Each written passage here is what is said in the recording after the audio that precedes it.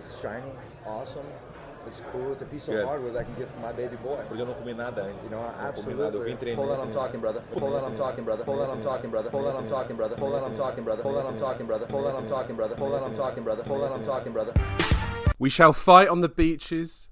We shall fight on the landing grounds. We shall fight in the fields and in the streets. We shall fight in the hills. And we shall fight at the O2 Arena on July 23rd.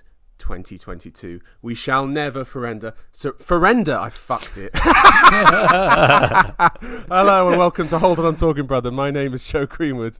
You are listening to our UFC London preview. Headlined by Tom Aspinall versus Curtis Blaydes and Tom Balaam. Are you feeling patriotic up until I ruined that opening part of the episode? Joe, there was some distinct hints of Liz Truss right there. We do have the fight for the next Prime Minister, and that made me very uncomfortable, mate, to be honest. All right, cool. All right, I won't do that again, as long as I shall live.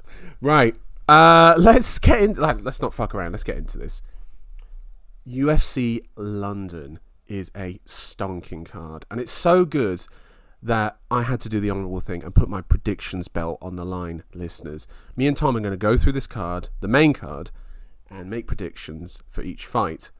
We're going to choose who we think is going to win, and if we get that correct, we get 1 point, and if we get the method correct as well, it's 2 points. On this occasion, 12 points on offer. I'm the defending champion. I think I've defended this belt successfully twice now. Twice. I was going to say 3 times, but I don't want to be too braggadocious. And Tom, let's kick it off hard with the main event. Tom Aspinall versus Curtis Blaydes. This is mega, I think, for what is potentially waiting for us in the heavyweight division. Absolutely, Joe. Yes, let's go. You go. I'm eager to get in on the mic. I mean, props to you, Joe, for putting your belt on the line here, but I think you've stepped into dangerous territory straight away in a fight like this between Curtis Blaydes and Tom Aspinall, a fight that's very hard to call. Now, Joe and I, just before we came on air here, we were saying that, you know, it's really a matter of perspective who you're going to pick in each one of these fights, because really they can go in multiple directions, none more so than the wrestling champ of the heavyweight division, the gold standard of wrestling in Curtis Blaydes versus the more dynamic striker who has been putting in some submissions of his own, Tom Aspinall. Joe, this is a battle for the top, the very top of the division. The winner of this fight, they likely graduate to maybe a belt or number one contender eliminator. I think I'm going to put this out there right now. If Aspinall beats Blaydes, there's no going back. Like, you can't suddenly be fighting. You can't be fighting. You can't be fighting a middle of the pack heavyweight. You are then in title contention, and if things work out how they might end up working out, Aspinall could be fighting for a title very soon. Like, end of this year into the beginning of next year.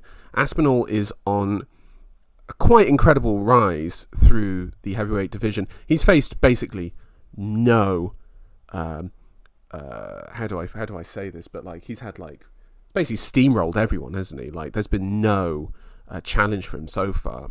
I mean, his stats, by the way, are quite frankly phenomenal. Can I actually read through these stats for you? Like, it is incredible. So strikes landed per minute, Aspinall lands at 7.33 in heavyweight, which is massive, with a striking accuracy of 65%. So that's like 2 in 3 landing. Strikes absorbed 2.65, nearly +5 differential, with a defense of 64%, meaning 2 of 3 shots miss. It's quite incredible.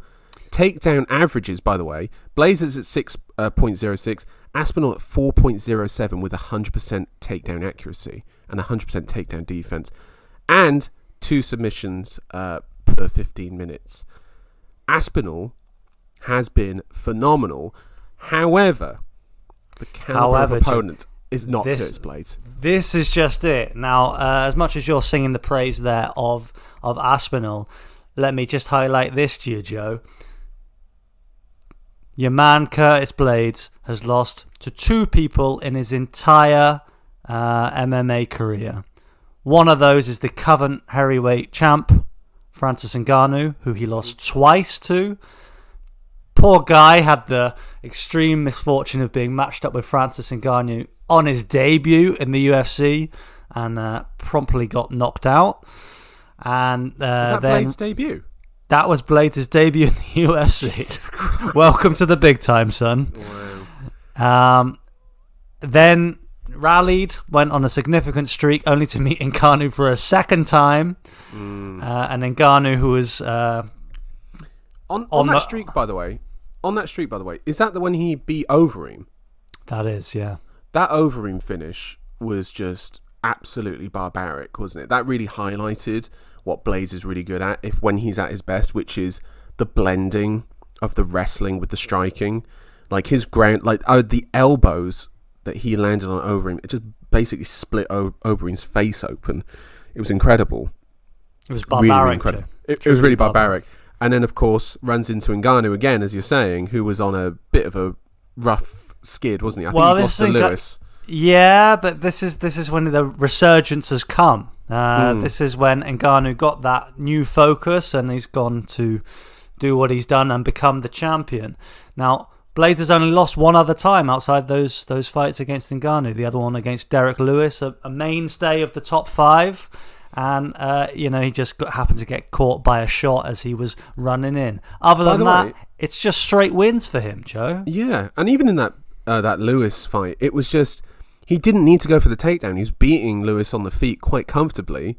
And he probably felt like, I've got to take him down. I'm a wrestler. I'm going to beat this guy on the ground. And Lewis said after the fight, he was just waiting to land an uppercut. Blaydes just ran into it. And it was just ridiculous, really. I mean, since then, he's beaten Rosenstruik. And he's beaten Chris Dorcas. And the Dorcas fight, went for 0 takedowns. It was all striking. And he outclassed him. He wanted to make a statement, Blaydes. He didn't want to be pigeonholed as a wrestler. Bit stupid, really, that he was being pigeonholed in that way anyway, because the man's always carried a huge threat on the feet. Truly giant heavyweight who carries a lot of power. Actually has a longer reach than Aspinall going in here, even though Aspinall is a slightly bigger man. I think this is a huge task for Tom Aspinall. The problem I'm having is that going into our last UFC London event, he was fighting Volkov, and I was saying that was a big test for Tom Aspinall, and I think I was expecting him to get tripped up in the bright lights of the O2. Tom Aspinall went on to put on an absolute clinic, dismissed any doubts, blew Volkov away, and I'm reluctant to say that he can't do the same to Blaydes, but the caliber of Blaydes is, it's one step from the top. It is basically, because beating Blaydes, I mean, Blaydes to me is, even if Blaydes loses, he will still be a mainstay contender at heavyweight a few years down the line, 5-6 years down the line. Like, he's just that good. Like, he literally only loses to title contenders. Joe, let me give you a crazy bit of trivia here that I picked up on another broadcast. I haven't been able to verify it for myself. Tom's trivia hitting us early with this. Coming in hot. Since I started losing these championships to you, Joe, I had to find a new angle here for me on the pod, and now I'm the funny guy. So listen, I don't know if this is 100% accurate, but I did hear this. This is the first time that Curtis Blaydes is going into a fight as the underdog. Wow. What do you think that's down to? That's down to Aspinall's last performance, isn't it? And just how comprehensive it was. I mean, Aspinall was kind of flawless. He was peerless against Volkov, who's another killer. Yeah, I mean, compare their performances against Volkov. I mean, Aspinall, it was a complete and utter demolition of Volkov, whereas Blaydes wrestled Volkov to death to the point where Blaydes was gassed out and Volkov ended up taking him down in the 5th round. And I remember his post-fight promo where he literally couldn't speak from how tired he was. And I don't think he can play that game against Aspinall. He needs to have faith in his striking, Blaydes. He needs to work with a jab, just have a consistent jab out there and sort of cut Aspinall off like before he gets going. Mesh in those takedowns and mesh in the feints of takedowns into his striking. Because if you're going to a pure kickboxing fight, you're picking Aspinall to win that fight, aren't you? You are, of course. You have to pick Aspinall. He does have that kind of greater variety to his strikes. He's a very smart fighter who picks the right options and unlocks people's defenses.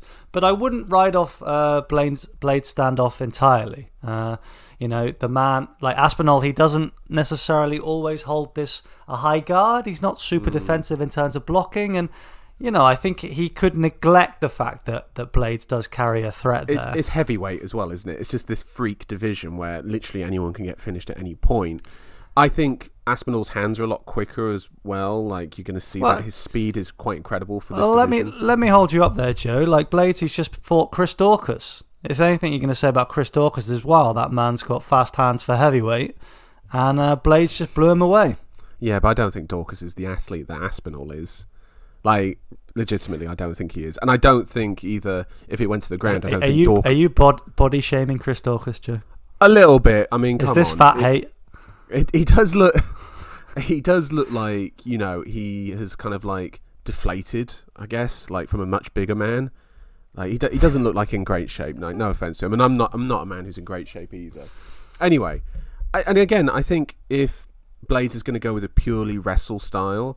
I think he would have to probably use that as like a clinch way of like using it up against the fence. That is where he'd have to use it. Because I think on the ground as well, Aspinall's got such good jiu-jitsu, like using like butterfly sweeps to sort of like create entanglements in the legs. I think Aspinall will have a lot of problems for him on the ground. I'm not saying that Blaydes won't be the favourite in that position, but he can't like just rely on that purely. He needs to mesh in those strikes from there. Yeah. That's kind of what my sort of big picture idea of this fight is. You could get into the sort of, the tiny meta of it. I think Aspinall has really good oblique kicks. Like, I saw an excellent compilation of him landing oblique kicks to people's standing legs as they're throwing leg kicks. It just looks so nasty. So nasty. Whereas, I think Blaydes, as we've said before, it's got very underrated striking, and you shouldn't be scared of getting in there, mixing that in there with Aspinall. Big picture-wise, I think that's what I'm sort of seeing. Joe, there's nothing I take issue with there. I guess the big question we'll have answered in this fight is just how good Tom Aspinall is on the mat. Because I do expect Blaydes to have Aspinall's back on the mat at some point in this fight. For sure. Particularly if it goes the distance. Aspinall, by the way, has not gone into a third round in the UFC, and he could be potentially facing a third, fourth and fifth round. I think also if he loses the first round, Blaydes, I don't think he should be discouraged with that. I think in a way he should almost be expecting that and just thinking, right, I've now got to start putting the wrestling in here, clinching and just taking away a round from him, taking away another round, and then I can start opening up. Because Blaydes does have that 5 rounds advantages over Aspinall. This is definitely true, Joe. I mean, if you're game planning for Curtis Blaydes, hopefully it lives in the memory the way he has lost those previous fights. Yeah. Especially the second fight to Ngannou, where he just over-eager, shot in, and got clipped with one of those uppercuts pretty... it was 45 seconds or something. Yeah, it was like a big sort of... Yeah, Ngannou, like, Blaydes was kind of like giving these sort of big motions, and then Ngannou just threw this massive 1-2 down the middle and just then swarmed Blaydes. It was just... Yeah, I mean, it was maybe a little bit early, you could say, but then also, like, do we really need to see Blaydes, comatose from an Ngannou shot like Rosenstruck was? You don't need to. There were no questions for me in that one, Joe. I mean, I think Francis... He looms over every heavyweight fight these days. But I think, Blaydes needs to be patient, and I think he will be. Are you ready to hear my prediction, Joe? You lay the prediction down first. You go first. As the reigning champ, it is your right to decide. No, you go first. You seem very eager. Curtis Blaydes is fighting, Joe. You have to pick him. And that's what I've done. I've gone for Curtis Blaydes by KO. What? By Hellbow, Joe, specifically. Are you thinking maybe later on in the fight? I'm thinking that's exactly what I'm thinking. I'm thinking a tired Aspinall who's lost his pep, who isn't able to get out of the way of that grappling game of Blaydes. Blaydes taking advantage and finishing him off. Another thing I can see here is that, if they are to trade on the feet, I think Blaydes will catch Aspinall and just give Aspinall that kind of little motion, where he's a bit unsteady on his feet, and I think that will lead to a takedown, Joe. There is a good chance of that happening. I'm going to lay my prediction out there for you. I've gone for Aspinall by knockout.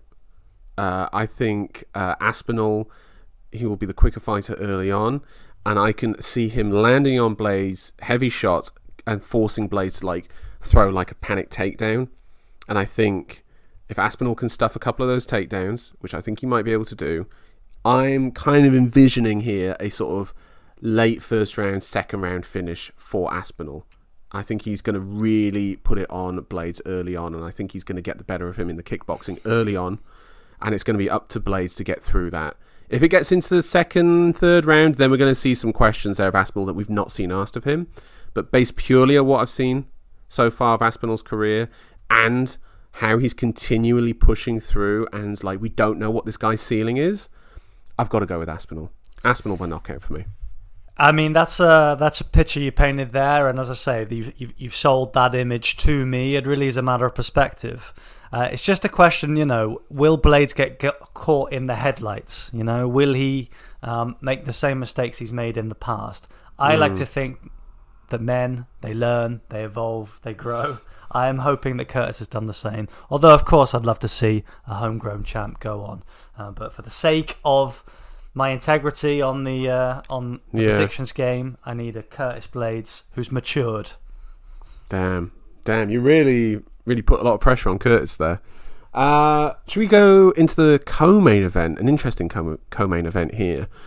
In the middleweight division, Jack Hermansson is back to face Chris Curtis, who's stepping in on 3 weeks' notice for Darren Till, who had to drop out due to injury. We'll talk about Till in a moment, but I think the story here is Curtis, isn't it? It has to be. This is the main thing. This is a guy who, in 2018, I think it was on the Contender Series, had a knockout win and didn't get signed by Dana White. He then retired, then went off and had some fights in the PFL that were underwhelming, got signed to the UFC, and his debut with Phil Hawes knocks him out, and then is unstoppable, basically. He's had one hell of a run, basically. This cult hero of the regional scene in America has turned it round into co-main eventing UFC events in front of 20,000 people. This is incredible. Never give up, Joe. Never give up. 8 fight win streak. That's really, really impressive. Really impressive. The other thing to note, of course, is Chris Curtis. He is 35 years old. This is all coming really late in his career, and it's not at heavyweight. It's down at middleweight, and he's actually been as low as welterweight, and yet he's found this second gear or even a third gear really laid on. In that streak in the UFC that you just referenced, he knocked out Phil Hawes, Joe. Yeah, Phil Hawes has been crushing fools. Yeah, Phil Hawes. But as we said before, that Phil Hawes win. It's aging very well, isn't it? It's aging supremely well. Like a fine wine. A fine wine indeed. Whereas, let's talk about Jack Hermansson. Well, Hermansson, Joe, he's the opposite. He's the antithesis. Not as in that he's a really evil guy and we hate him and we want him to lose. Yeah.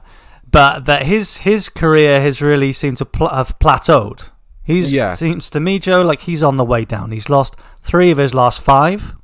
The guys he's Shabazian and Gastelum were the last 2 wins. So if a win over Phil Hawes is aging like fine wine, then what is a win over Edmund Shabazian? Like bread, that's aging terribly. Like rotten eggs or bread. And he did drop the first round there to Shabazian. There's only Shabazian's how do I say this?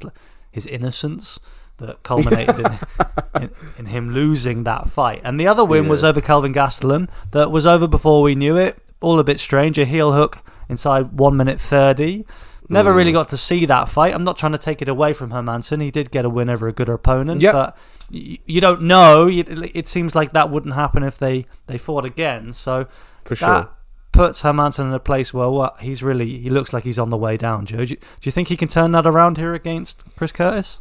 I think he can. It's all dependent though for Hermansson on if he can land a takedown. Like, this is the constant issue with Hermansson is the ability to get into the grappling exchanges, because Hermansson's grappling, as we saw in the Kelvin Gastelum win, is that when he is in those grappling exchanges, he attacks very quickly, like, and he doesn't hang around, he doesn't whatever, he goes for these he attacks the neck, goes for like leg entanglements from there. But problem is that his takedown accuracy, 30%, like, that is not good numbers here. And Chris Curtis takedown defense, I'll give you one guess at what the number is, Tom. I think it's 100%, Joe, isn't it? It is indeed 100%. Yeah. Like, and if you wanted, by the way, the perfect warm-up fight for Jack Hermansson, Chris Curtis just had it against Rodolfo Vieira. 20 takedown attempts. Chris Curtis stuffed them all. And by the way, if we're going to get even more meta on this, Chris Curtis' teammate Sean Strickland just fought Hermansson and beat him. Like, this is... Hermansson here has to show something different. He needs to find a way of getting a takedown of some kind. You know, even for like getting into a clinch, maybe pulling guard, maybe getting like a trip up against the fence. He needs something different here. Because we've seen it before with Hermansson. If he doesn't get those takedowns, doesn't get that grappling exchange after the first round, that striking gets very sloppy. Like, it's almost like he winds up and is like throwing like a bowling ball at you, and it's just like, it's slow and plodding. It's slow and plodding, and it doesn't carry much thread either, Joe. And Chris Curtis is the opposite of slow and plodding when it comes to being on the feet. Yeah, that man throws bombs. Joe, beautiful check left hooks, kicks up the middle. Like, he's got really like nice solid striking that, is consistent throughout 3 rounds. So isn't this just crazy, Joe? We're here now in 2022, and it sounds like we're both leaning here on Chris Curtis. 2 years ago, we couldn't even be... 2 years ago? 2 years ago, we'd be frantically scrolling Wikipedia and Sherdog. I can tell you that. Amazing stuff, and just really a testament to how things can turn around. It does seem really that Curtis is likely to win this fight. I don't see the way in for Hermansson. So the stage is set for, hold on, I'm talking brother, to get egg on their faces. Here's your chance, Jack Hermansson. Yes. So let me put this out there. I've gone for Chris Curtis by decision. That to me is the most sensible choice here. Yeah, the champ's conservative, risk off. You took a big risk in the sun the other day, Joe. So I guess you're feeling a bit within yourself now. I got to put the sunblock on, yeah. Yeah, for the listeners, I've got Joe on video here, and he's glowing a kind of pink. Pink? Blood pink red. salmon. I think the blood red is more the colour. Brutalised by the sun. I got cocky. It got to 19 degrees here. Just thought I'll have a bit of that. It's the 3 title defences, Joe. Don't worry, I'm going to take this one off you. But here I picked a Chris Curtis by decision also. Yeah. I mean, if Curtis wins this, a top 10 ranking has to be there for him at this stage. Like, what a turnaround. Well, we'll get back to that next week. We'll look what could be next for Chris Curtis. I don't want to look through Hermansson too much, Joe. I feel like we've really put ourselves on the line here. And I think if he can get something going in that first round, then Curtis is going to have to try and like respond and like try and get through that round as best as possible and see. Like, it'd be interesting to see if Hermansson can win that first round, if he can carry that confidence through, because he hasn't really carried any confidence through any of his fights recently. Joe, Jack Hermansson lost the first round to Edmund Shabazian comprehensively. Just all the stars are aligning here for Curtis to go and win this fight. So let's move on to a fight that was potentially being talked about as the actual co-main event between us, and if we're being honest, the people's main event here of Paddy the Baddy Pimblett versus Jordan, is it Monkey King Leavitt? Yes. Quite something, this Paddy Pimblett, isn't he? He is, Joe. He is, and we certainly we try to resist getting kind of into these. How do we say this? Paddy's a guy who appeals to the casual. Yes, I can attest to that as well. Not myself. as a casual, Joe knows all about Paddy the Baddy. What I'm trying to say here, Joe, is that his recognition has kind of gone beyond what he's shown us in the octagon. It's gone beyond his fighting ability. Now the matchmakers, they're just hoping that Paddy can actually show something to make him worthy of this attention that he's getting. Normally, we like to take a more clinical perspective, but I gotta say, Joe, the videos I've been watching in the lead up to this fight, it's Paddy the Baddy and it's Jordan Leavitt. What a character he is. He's an odd bloke, isn't he? He's very measured in how he talks, but he's got kind of like, I don't know, he's got like a flair to him, hasn't he? That it's very unique, and he's very measured and calm. He seems extremely comfortable in his own skin, to the point of like it makes you, it kind of puts you off. It kind of, you question yourself because the guy is just he's very aware. He's an individual. He's very aware of his surroundings and because he often makes like references to like how homoerotic it is and whatnot, not in a sort of like an aroused erotic way, but in a sort of matter of fact way. It's like, yeah, when you break it down, what we're watching is kind of moderately homoerotic. And I'm not, putting that judgment onto you, Tom, but that is there. And it's like, you put that next to Pimblett, who is this brash, sort of loud personality. It makes for quite a natural rival dynamic, doesn't it? Like, there's been some needle between these two this week. It's fantastic, Joe, is what it is. Certainly, Paddy Pimblett is riled up. He is not happy with the way that Leavitt's spoken about him. And actually, Leavitt has just been very, very clinical in his breakdown of Paddy. Doesn't see anything special there, Joe. He sees a man who's very poor offensively when he's moving forward. When he wants to strike, he's not able to apply pressure. He notes that his knockout wins are these kind of check hooks and falling back against the cage. And he thinks if it does come to an exchange on the mat, he is the superior wrestler. What do you think, Joe? I think most likely Leavitt is a superior wrestler. That is his main skill. I mean, he's a bit of his punching power isn't really there, Leavitt. I mean, Paddy has been gifted that with this opponent, and that's quite clear from the UFC matchmaking. But Leavitt is a strong wrestler. Like, he has those skills. It's ingrained into him. Whereas Paddy is more actually well known for his jiu-jitsu. At least that's what he claims to really sort of be proud of in his work. But I don't think that's really going to get the fans on side, his jiu-jitsu skills, is it, in the UK? They want to see knockouts. And that's what Paddy has promised this week. I think if Paddy is going to go down that way, it is what, as Leavitt says, it's check left hooks, and it's going to be pushing you back to the fence and then unloading from there. Paddy is sort of like, uses the sort of like, as he says, the left side of his left side is where most of his attacks come from. Left high kicks to push you back against the fence. Left kicks to the body as well to sort of push you back from there. But it's interesting, like, watching that interview with Leavitt, how aware he is of that. It kind of makes you think that, well, if Paddy does go down that road, or he knows that Paddy's going to go down that road, is Leavitt just going to circle to his left and into Paddy's right hand, knowing that Paddy's not going to have those skills there? Is Leavitt going to have that wherewithal? I would imagine that seeing that interview for Paddy has also given him some pause of thought. Like, am I what I say I am? Or am I what Jordan Leavitt says I am? Because I think that was a really clinical breakdown of Paddy. And, he's really cutting to the core of what he is as a fighter rather than as a showman. I think it's set up brilliantly. I do think it's fair, Joe. I mean, I haven't seen a lot of Paddy. There's a couple of reels from Cage Warriors, and of course his quite explosive run in the UFC. That's been a lot of fun. I can't say I've watched any of these fights and thought that's a future champ, Joe. I thought that's a guy who's very, very chinny. He backs out with his chin way up in the air, and he loves to swang. I mean, listen, I haven't been convinced. There's nothing wrong with that. That makes for an incredibly entertaining fighter. But, in the way of like, I don't know, who's like a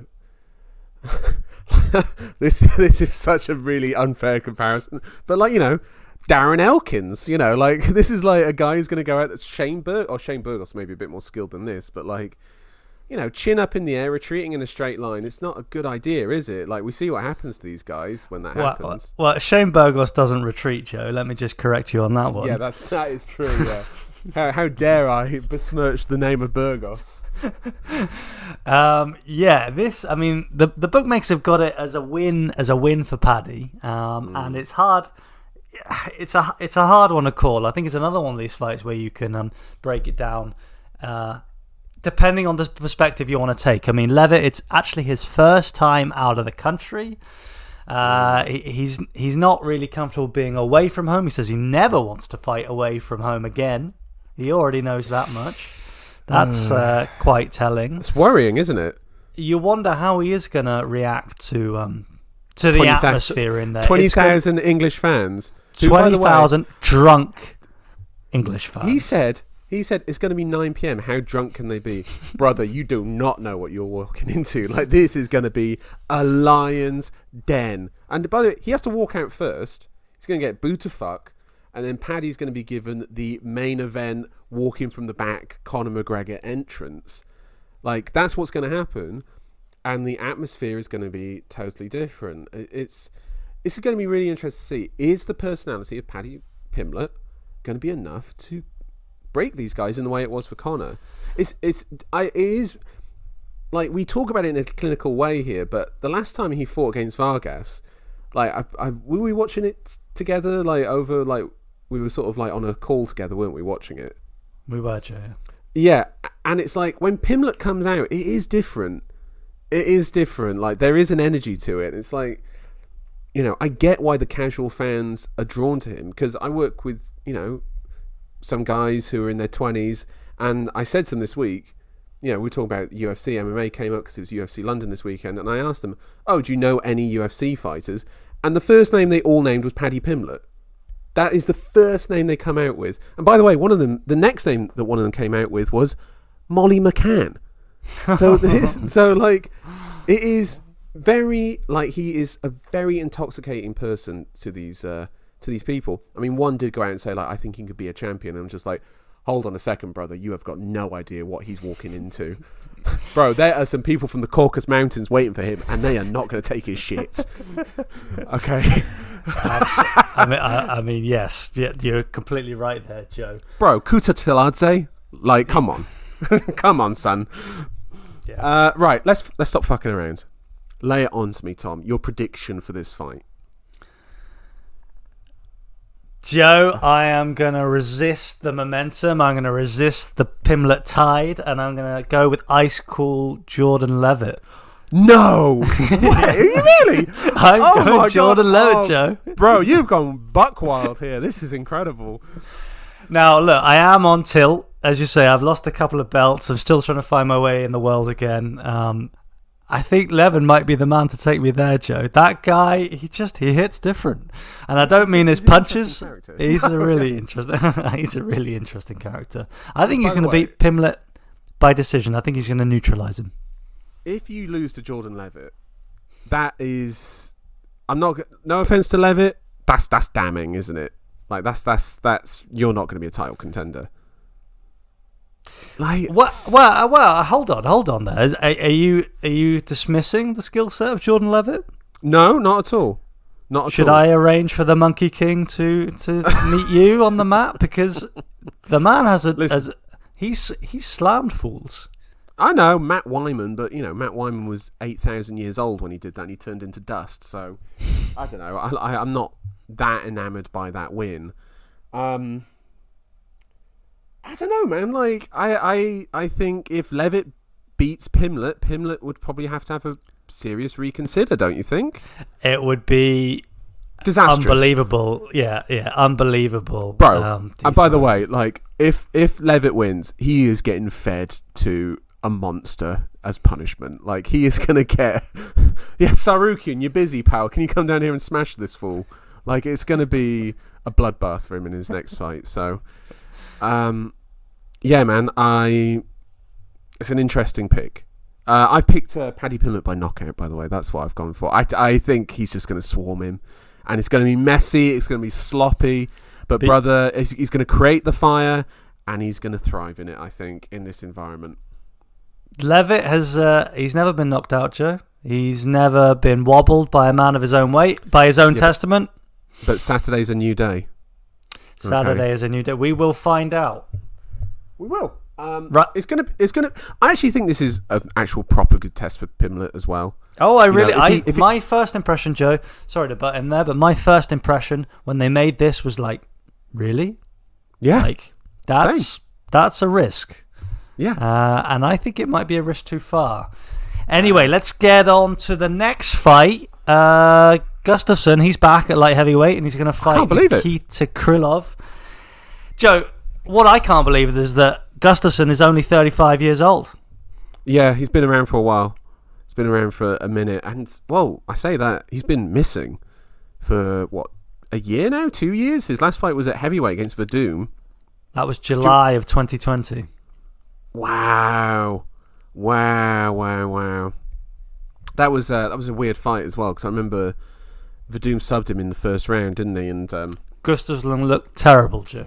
He was awful in that fight. Absolutely awful. Looked absolutely unmotivated. Like he almost didn't want to be there. So I'm wondering now if this return to 205 is going to be the motivating factor, because against Krylov, I mean, this is a guy, Krylov, if you're not fully up for this, Krylov can easily cruise to a decision win here. Like, he can sort of make you look slow and plodding and sort of take away your tools that you have. But if Gustaffson comes in newly motivated, thinking, shit, I'm looking at this division, John Jones isn't here anymore, Cormier's gone, Rumble's gone, thankfully, it's maybe this is some new land for me to take over. Maybe this is what we're going to get from Gustaffson. Maybe his boxing will be back to its crisp, light self. Glover Teixeira was the champion. He just had the fight of the year against Prochazka. And remember, Gustaffson styled on Teixeira a few years ago. So maybe this is the motivating factor for him there. Is this what it's going to be, Tom? Or do you think this is just him coming out for one last sail of his boat and ignoring all the holes in the mast? I don't know, Joe.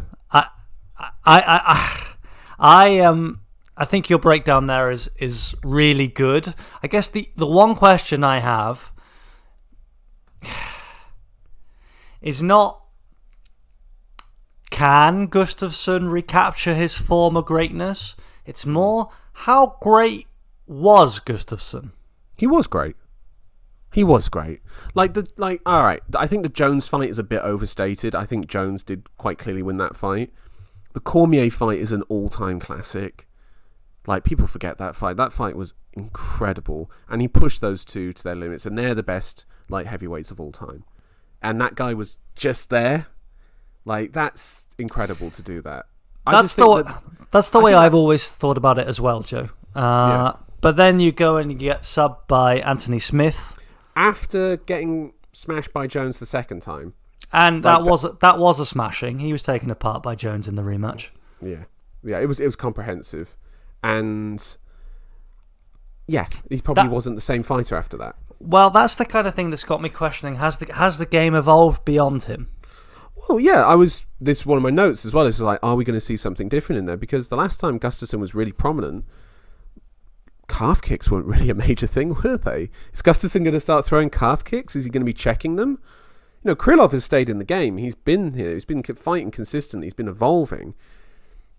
Is Gustaffson going to have actually evolved with those times? Utilising his skills and changing them to what is his surroundings. I mean, I think he should still rely on that boxing skills, those linear punches. I think that is going to be the best way to go. But is there going to be that new wrinkle there? I'm moderately doubtful. 35 years old. And he's been it for a long time. When was the first Jones fight for him? What was that, 8-9 years ago? Yeah, it's something like that, Joe. I think 2013, so 9 years ago now. This is why I'm saying the era, it is a different sport almost now. Talking quickly now about Krylov then. Now, he himself has been dealt some adversity. He liked, well, he didn't like, but he turned up at UFC London last time out. It was all going pretty well for him, wasn't it? For a 3 minutes 30, something like that. This was against Paul Craig, who we're going to be talking about later on in this preview. What a submission it was by Paul Craig. It was incredible. It was absolutely incredible. By the way, it was 2013 for Gustaffson Jones 1. But yeah, Paul Craig, who fought Krylov. And by the way, somehow Krylov is further up the card than Craig this time. Massive disrespect to Craig. Krylov, to be fair to Krylov, these are the guys he's lost to. He's lost to Ankalaev, he's lost to Teixeira, he's lost to Blachowicz. These are world champions, contenders, maybe Craig is on that sort of precipice of that. But, Krylov is... He ruins people's runs, basically. Johnny Walker, he was supposed to get a comeback win over Krylov, didn't he? And then just got absolutely smashed into the ground. Maldonado, I remember when Maldonado got done by Krylov as well. Like, these are guys who were starting to bubble and come back up and trying to rebuild themselves, and Krylov's there to sort of ruin it for him. And Gustaffson would be the dual win, wouldn't he, if he was able to ruin his comeback? Tom, lay it on for me. What have you gone for? So, old memories die hard. I've gone for Gustaffson by decision. Oh, my word. Well, to surprise you, Tom, I've actually gone for Gustaffson by decision as well. I could see this being a pretty decent slop fest. Do you know what I mean? Like, old man Gustaffson, breaking out some of his old tricks. Krylov sort of pushing him and both kind of, gassed in the third round, leaning against each other against the cage. I can see it. I think you can as well. I don't know. I look at the loss to Blachowicz and the loss to Ankalaev, and I think there is a bit of a roadmap in that for Gustaffson. And it's a nice spot for him. It's the right kind of opponent. You don't want to be remembered for Verdum's last win at heavyweight. Yeah. The thing I remember most about that was Verdum cutting then a 3-minute promo in Portuguese and crying. That was the thing I remember most about that. He was going off the rails at the time, Joe. So yeah. I think Gustaffson, come on. If you got me questioning just how good he was, he wants to erase that. I think he's going to come in hot here. Yeah, I think that's fair. Right. Let's talk about this. Meatball Molly McCann is back, and she's facing Hannah Goldy. Who? Hannah Goldy, no relation to former UFC commentator, what was his name, Mike Goldberg? I actually forgot his name, that's so bad, isn't it? Legend of the sport, and I've absolutely shat on him for no reason. Yeah, Hannah Goldy. This is, I think she's her third fight in the UFC, and I've got to say I have not been impressed. Yeah, Joe, I saw some clicking there. So that suggests to me you don't have a video bank memory of Goldie's highlights stored away in there. What's the one thing we should take away from Hannah Goldy? What might she offer in this fight? It's not the case of what she can offer. I think it's going to be because we know what Molly McCann's going to do. She's going to stand there and she's going to run at you. Just throw in hooks, and then are you going to do the sensible thing of jab 1-2 on the counter and angle off? Is Hannah Goldy going to do that? Does she have that level of skill? Tom, lay it on me. Does she have that level of skill to do Joe, this? I have no idea, Joe. I don't know who this lady is, but I do know who the meatball is, and I do know about her last win. Because that coincided with a championship win for me. I had complete faith. You picked that other lass. Based off the fact, by the way, that I saw that other last fight, and do you know what she did? She did 1-2 on the counter and angled off, and I was just like, oh, McCann's done. That's enough. McCann's done. That's enough for me, brother. But what happened, Joe? It was a spinning back elbow. Ba-boom. After, by the way, total domination. Total By the way, it seemed like McCann was just literally running off the cheers of the crowd. That's what I was going to get to, Joe. That's the key. All right, she is of the Pimblett mold. Yes, the crowd's going to be popping. Irritating. Yeah. That's for sure. But I think this Hannah Goldy lass, she's in for quite the reception, quite the atmosphere. And as you say, McCann, she seems to thrive off that. So I have picked her, but I picked her by decision. Same here. I've gone with McCann by decision. It is women's MMA. It's women's MMA. How many fucking spinning back elbows are there? Knockouts in women's MMA. Well, Joe, that was the only one of the year up to that point. The only knockout in women's MMA. And then Zhang was the next one. And it's just like, that's what we're talking about. I'm going to say this as well. If McCann wins, give her a title shot. Who gives a fuck? Like, this would be fucking hilarious to see her versus Valentina Shevchenko in the UK. Bro, could you imagine? Imagine? I think that's an absolute massacre. But right, let's talk about some shit that we do care about. We got a double boy action here. We got two boys. Can you believe this? This is tough for me and you. Worlds collide. Paul Craig is back, and we love Paul Craig. A man who, when he's in the pub and you're playing pool and he puts that pound coin on that table, you better fucking believe he's playing next, and he wants you to finish quickly. Right, the most fearsome looking dude in the UFC, and he loves pulling guard. Up against long-time boy for us, Volkan Oezdemir. Former title challenger. Do you remember that?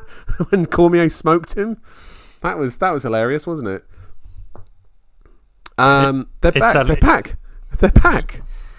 Yeah, they're both back, but they've gone in slightly different directions again. Now, Paul Craig, he's flying, Joe. He's absolutely flying. Jamahal Hill, that was back in June of 2021. TKO. Do you remember that as well? How grim that was? Triangle choke, armbar, snapped the arm or popped it out, and then elbows whilst he had the triangle in, and the arm flapping around. That was nasty. Savagery is what it was, Joe. Savagery. And then he followed that up with a win over Krillov last time, which was just perfect. So we made a little reference to it earlier on when we were talking about Krillov. But basically the way that went down is Krillov was having it all his own way. Yeah. Until he wasn't, Joe. And I think he'll take it from there. I mean, it was a triangle choke off his back. Like, he pulled guard. I remember this because Craig, like, he started the fight with like this high kick, like just immediately. Krylov catches it. Craig then pulls it and gets the underhook on one arm, and just pulls Krylov down to the ground. And it was like, what are you doing? Like, just stand up, just get away from the ground if you're Krylov. And he just stayed there. And well, Craig got the finish. Yeah, Krylov was foolish enough to think that was an easy ground and pound, that he was comfortable and he was safe there. Now, a man who's not safe on the mat is his opponent, Volkan Oezdemir. The defining moment of Özdemir's career for me was not that loss to Daniel Cormier, but a later loss to Anthony Smith, a fight that he really should have won, until he ended up getting trapped with him on the mat and subbed. That's when I knew, Oezdemir, you're not going to be the champ, son. No. He had that tremendous win over Rakic, that split decision win. That was real, had to pull it from deep within to beat Rakic, who was like surging at the time, and Oezdemir was like facing potentially being cut.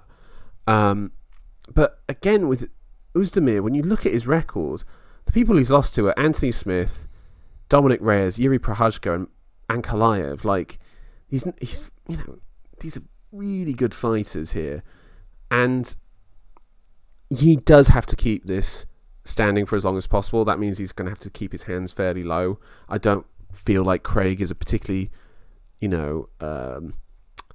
intimidating presence on the feet. Like, I don't think his striking is developed enough, and I think Craig even knows that, knowing that he uses his striking to basically make clinch entanglements and then to get trips and then to pull guard from there.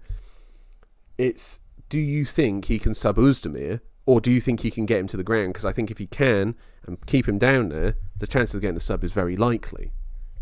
And so much so that I actually do think that's going to be the case, and I have picked Paul Craig by submission. Yeah, that's just it. I mean, Oezdemir, he's so entertaining, isn't he? He's great, Joe, and he's had a brutal run, and I keep wanting for him to get some momentum, but sometimes it's just not meant to be. Yeah. And this is not the one. Paul Craig, he's carrying such a threat. He's on a big streak. He's fighting in London. He's a UK-based fighter. I expect him to get the sub over Oezdemir.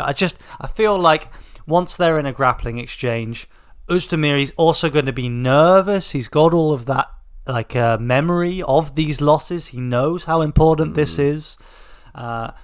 Losses like the one to Anthony Smith must keep him up at night. I mean, it really must, Joe. He was clearly winning that fight as well. He was clearly winning that fight, and yet a small exchange led to him getting exposed a little bit, and ultimately he ended up getting his back taken and a rear naked choke. So let's. I pick sub Paul Craig. It's a bit of a shame with Oezdemir as well, because he got pushed into that title fight very early, and then the problem is with the UFC is that you lose a title fight, you're still highly ranked. It's not like you lose a title fight and it's just like, all right, down to 12 you go. And then you can sort of build yourself back up. It's like you're basically a sitting duck at that stage. You're there as a mark for people going well, I saw him lose a title fight, so I know I can beat him. Well, and it's also he's matched up against these guys who were surging through slightly unknown quantities. Well, do you remember the Reyes loss? Actually, I remember that was in a London card. He won that fight. In my opinion. I thought Oezdemir won that fight. Yeah, I was about to add that. Yeah. This is the time, Oezdemir. You have to show it right now because it's not looking great for you, son. Right. Let's talk about the prelims just very quickly. Tom, pick one fight off the prelims that you're most interested in. Joe, I'm going to pick the only fight on the prelims for which you cannot obtain a Wikipedia link. All right? That is a flyweight matchup between Mohamed Makayev and Charles Johnson. Now, Joe, I'm going to tell you right now, I don't know who Charles Johnson is. Charles Johnson, I did a bit of research on Charles Johnson, actually. Highly regarded flyweight, actually. He is, what has he won? He's won some regional titles in America. But for me, what makes him most interesting is that he is a training partner of Joaquin Buckley. Okay? Genuinely is. And on his record, get this, he's got a loss on there to one Brandon Royval from the regional scene. But he mostly fought in LFA. That was where he was the LFA flyweight champion. Well, this only adds to my intrigue, Joe, because it's not actually Charles Johnson I was tuning in for. It's the other man. It wasn't because I wanted to know who Charles Johnson is. That's not why I picked this fight. I picked it because... No, absolutely, Joe. But I just, I welcome it. I welcome this background information. But what I want to talk about is Mohamed Makayev. Now, we've referenced him on the pod before. He's got an interesting story. He was effectively a refugee. Came to the UK from Dagestan, I think, at 12. Yeah, something like that. Very different cultural background. A little bit sheltered, and where he found his home was in combat sports. Widely touted as one of the most disciplined, the most motivated competitors to come through. And that's in a really emerging MMA scene here in the UK. He himself has said that he wants to be champ, the youngest champ ever in the UFC. He's had something like 80 amateur fights. How many? 80? 80, I believe so, Joe. I believe so. I think he's been fighting since he was 15. Something obscene like that. Wow. And he had his debut recently in the UFC. It was about as good as you could hope for with a first round stoppage. And I just want to see, is this the next man to get the rocket ship? How high can he soar? So, yeah, I mean, I will say if he does beat Johnson, I'm going off what people have said about Johnson, I would say this would be a tremendous win for Makayev. And flyweight, it's a thin division. It's a thin division. Like if you get 4 or 5 wins in a row, you're getting towards title shot territory very quickly. So yeah, I think Makayev, if he can stay healthy, one to watch. One to watch indeed. There Which- was... Go on. No, well, I'm just so intrigued to hear which fight that you've picked here. Your fight to watch. There was one that popped off to me, and then I've just realised Jai Herbert is fighting on this card against Carl Nelson. Tom's mum's favourite fighter, Jai Herbert, the Black Country banger himself. Very much excited for him. No, the fight that's most interesting to me is Nathaniel Wood against Charles Rosa, moving up to featherweight now for Nathaniel Wood. He's been off for a while. He's fighting at bantamweight. He fought Ricky Simone, I believe, and dropped a loss there to him. Facing Rosa, who again is a grappler. Wood himself is considered himself a grappler here. Be interested to see if he can get past Rosa. That's the sort of first test at featherweight, I think. Get past a Rosa, then you can start moving up into maybe some more tested featherweight fighters from there. And if Wood is going to make this his permanent move here, be interested to see if he starts to maybe bulk up a little bit for the featherweight division, because Wood, I think, is a talented fighter who don't quite think we've seen his ceiling yet. And I would like to see if he's able to kick on a bit more from there. So that's one that I'm looking at for on the prelims. Yeah, we're always rooting, of course, for a homegrown fighter again here. For sure. In Nathaniel Wood.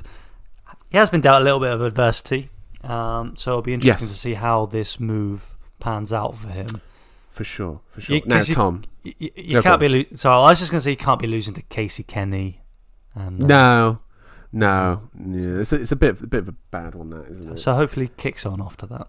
Right. We have to talk about the news. There's not long. We won't talk about this for too long, but we've got some news here that we have to talk about. Major fight announcements made. We'll start with UFC 279, which is being set for September. The main event of this card is a welterweight fight between Khamzat Chimaev and Nate Diaz, a non-title pay-per-view main event. Tom is shaking his head here. It's known as the last fight on Nate Diaz's contract. I wonder if the UFC are going to lean into this, or how much Diaz is going to talk about it. That is the main storyline of this fight, isn't it? Because Khamzat here, I mean, let's be honest. I think me and you both know what each other's prediction is here. It's going to be Khamzat by murder in there. I think we're going to see a potential murder. Or do you think Nate Diaz is going to do the dumb thing of going in there, bell rings, and then he taps out immediately and gives everyone the finger and walks off? Wow, that would really be something. I mean, he would never get commissioned again in Las Vegas. But it's kind of like the Zidane headbutt, Joe. You know? Yeah, that would be something. It would add to his lore. It certainly would. It certainly was. The thing is that Zidane, he was actually a World Cup winner already at that point and had a glorious career. Whereas, and the greatest footballer of all time, yes. Yeah, exactly. Nate Diaz has not quite had the same trajectory, although some talk about him as if he has. So I just don't even know where to start with that fight. That is just absurd on every level. I don't even know where to begin. I don't know what planet you have to be on to make that fight, other than just the most cynical possible. Yeah, absolutely. It's like, I mean, apparently Nate Diaz has asked for this fight. This was the fight he was asking for. Joe, I can believe that as well. Like, if he goes in there and he scraps with Khamzat and he goes out there with his pride and he loses and has an honourable performance in a loss, then I think a lot of people go like, you know what, fair play to this guy.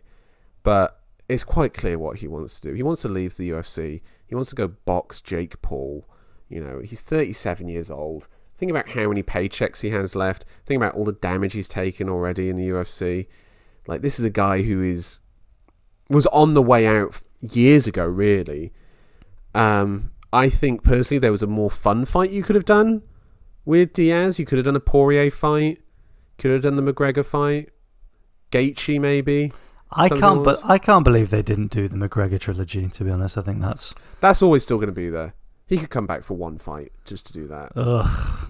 Let's move on. What's the next piece of news, Jim? Right, UFC 280 has had its main card rounded out. I think that is going to be a 6-fight card, though. So there's still one more slot left. It's going to be headlined, or still is going to be headlined, by Charles Oliveira versus Islam Makhachev for the lightweight title. Co-main event is set. Aljamain Sterling defends his bantamweight title against TJ Dillashaw. The right fight for this division? If TJ Dillashaw beat Corey Sandhagen, then it's the right fight. He did. His record says that he won. Yeah. My eyes say differently, but that's not for me to. With their respective positioning in the division, you can't argue against this fight. And Dillashaw, there's more juice to squeeze out of him. Forgive my pun. If he can beat Aljamain Sterling, this is one of the all-time great comebacks, isn't it? Like, to be able to do that, and then think about the fights that's going to be set up there. The fight I'm going to mention immediately. Cejudo for the bantamweight title immediately. It would be insanity. It'd be incredible. It's the right fight. It's the right fight. And I do believe that his other prospective opponent, Petr Yan, has also got a matchup, Joe. Against Sean O'Malley. Yeah. This is incredible. Do you remember what you said on the pod a couple of weeks ago? I mean, you can refresh the listeners.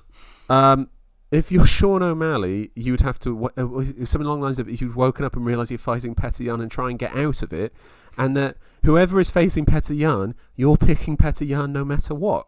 Like, this is, big claims you're making here. Joe, that pretty much sums it up. That's the esteem that Petr Yan is held in, and now tell me I'm not alone in that. Yan is incredible. Yan is a few steps ahead of O'Malley, and no contest against Pedro Munoz is not really the setup for that fight. I think it would have been a big reach, even with a good performance over Munoz. I can't believe that O'Malley wants this fight, Joe. It's madness. Fair play to him. If he's gone out there and said, I'll take Yan, I'll take it. I'm like, you know what? Incredible.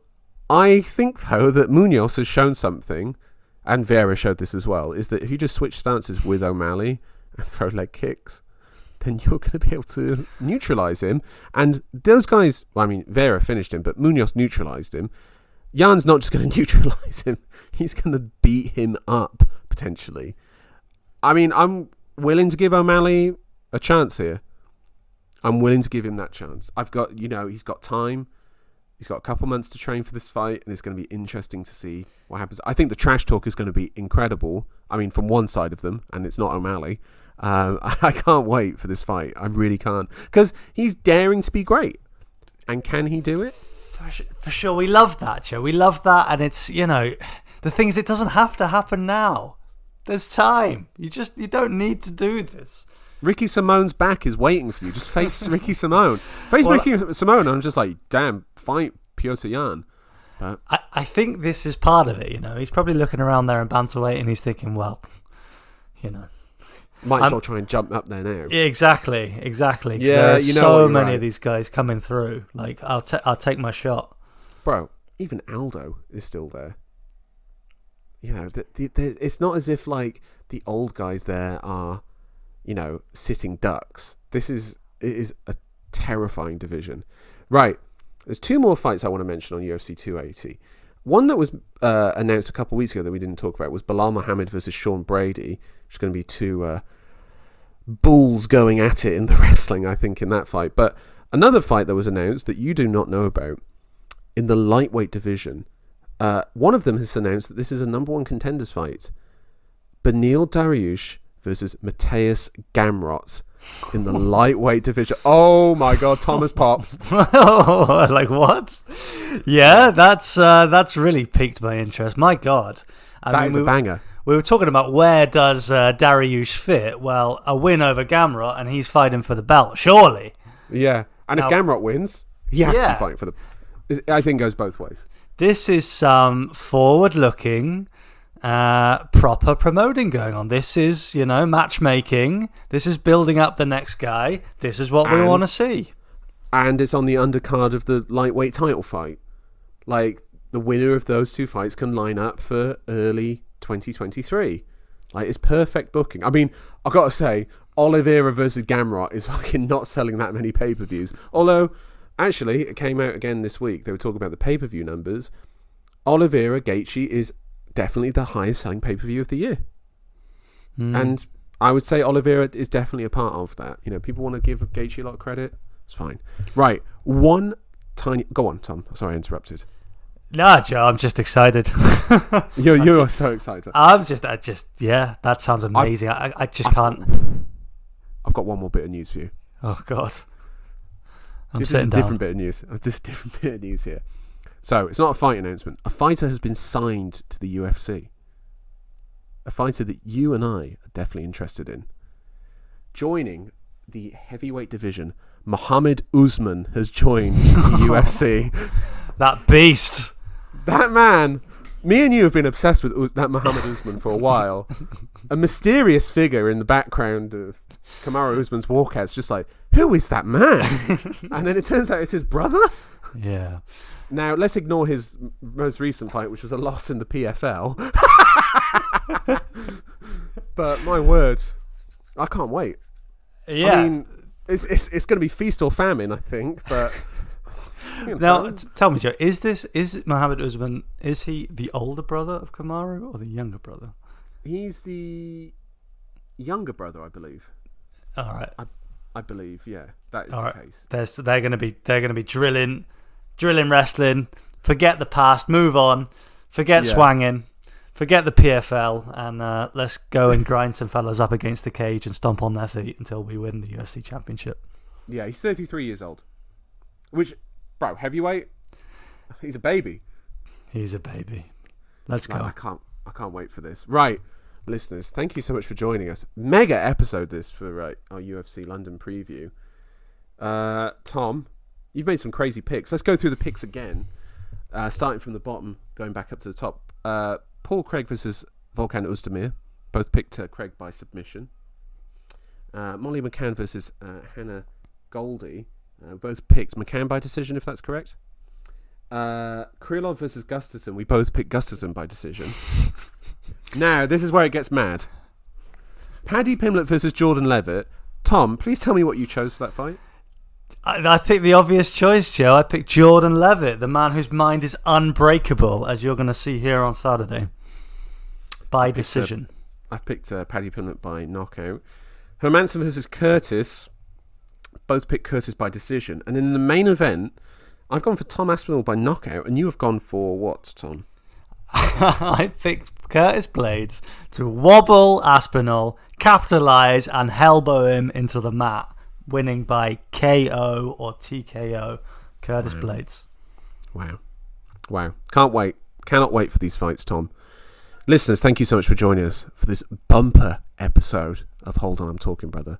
Email us if you want at holdonbrother69@gmail.com. Leave any comments if you wish, and spread the word of what is undoubtedly the best MMA podcast hosted by two Englishmen, of which one of them lives in Iceland. Right. Our niche, Joe. We're filling it right now. We're filling it. See you on Wednesday, where we'll be cramping... Tuesday.